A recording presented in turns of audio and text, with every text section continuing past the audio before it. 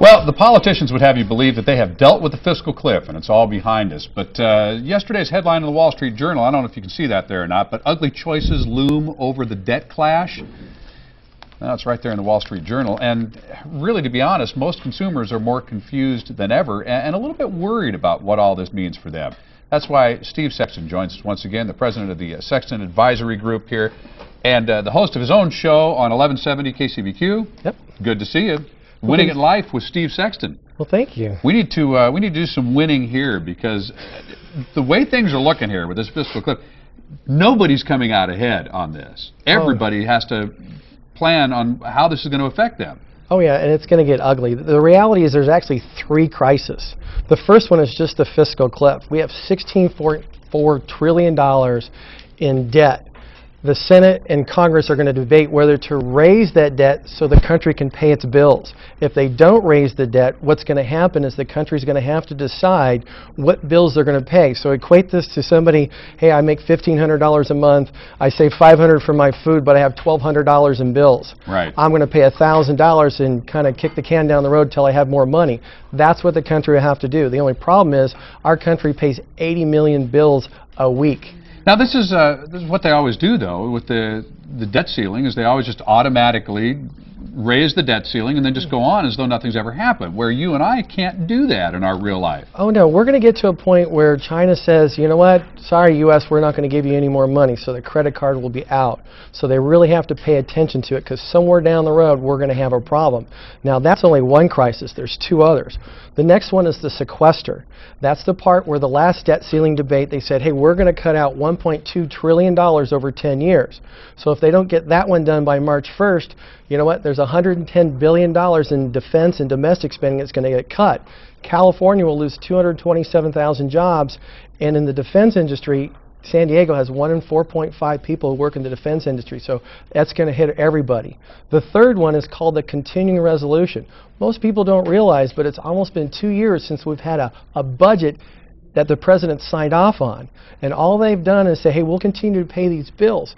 On March 27th, that ends. So the budget offices won't have the authority to pay any bills. Now, the government could shut down. Will it happen? Probably not. They'll probably get some sort of a deal out there. Would that be the worst thing in the world if the government shut down?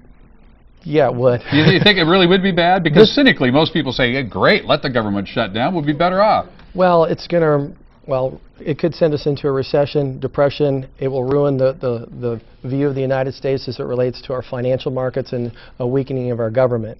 The big thing, it'll probably happen, but the big thing is this. They've got three options. One, increase revenues. That means more taxes. Sure.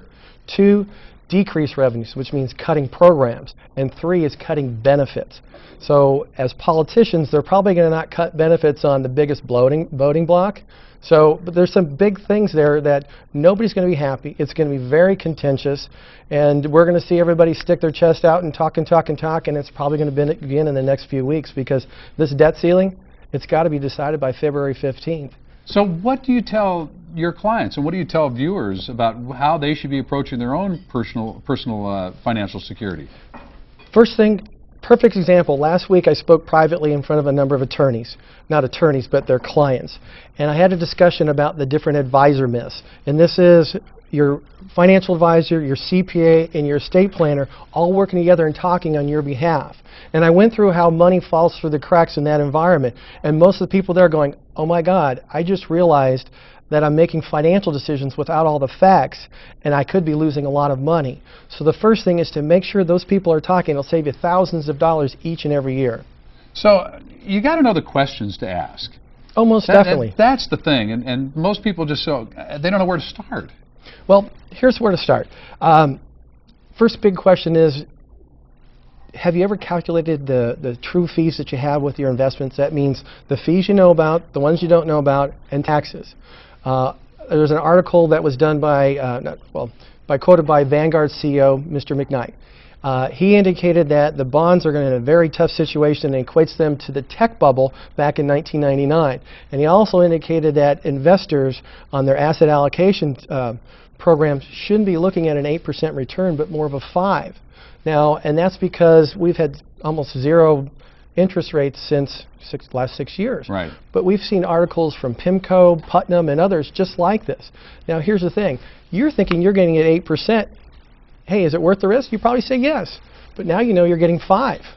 Now, do you realize that 5 comes with a 1% that goes to your advisor? It's worth 4. Is it worth the risk now?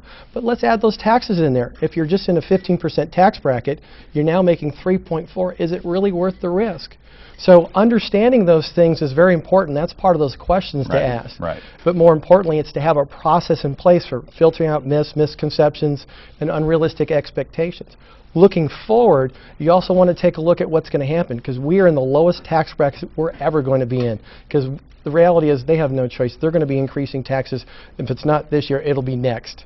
So when we look at that, you have an IRA. Most people, hey, I want my $400,000 IRA to go to my wife. Will she get $400,000?